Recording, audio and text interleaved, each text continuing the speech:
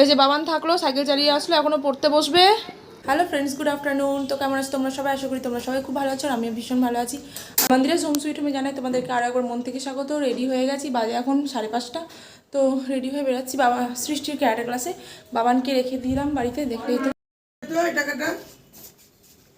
চোরা চোরা।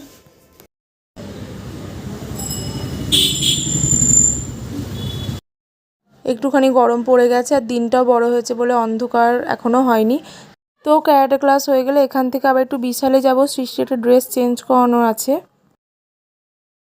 আগের ভিডিওতে তোমাদেরকে তো দেখিয়েছি যে সৃষ্টির জন্য একটা ড্রেস কিনেছি। তো প্যান্টটা একটুখানি ছোট হয়েছিল, আজকে বড় সাইজটা নিয়ে এলাম।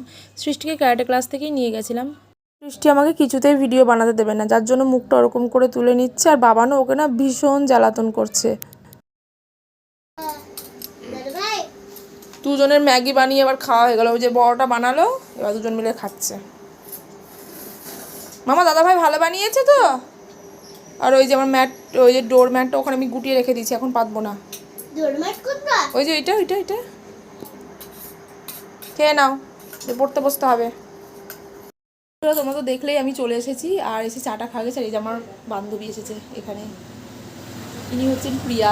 পরিচয় দিয়ে কী হবে, একে তো তোমরা সবাই চেনো। আমরা সবাই একসাথে পিকনিক করা ঘোরা, মানে পিকনিক করা ঘোরা সব কিছুই একসাথে করি।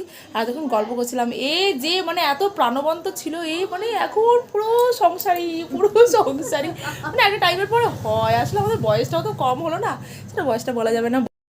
বন্ধুত্ব একটা এমনই জিনিস না, যা মানে যার কাছে তুমি সব কিছু খুলে বলতে পারো।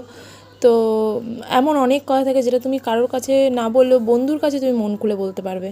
তো এরকমই আমাদের বন্ধুদের একটা গ্রুপ আছে, তোমরা সেটা জানোই। যাই হোক, চলো ছোট্ট ভিডিও এখানেই শেষ করছি। ভালো লাগলে লাইক শেয়ার কমেন্ট করে দিও, ছোট্ট মোটো চ্যানেলটিকে সাবস্ক্রাইব করে পাশে থেকো। বাই।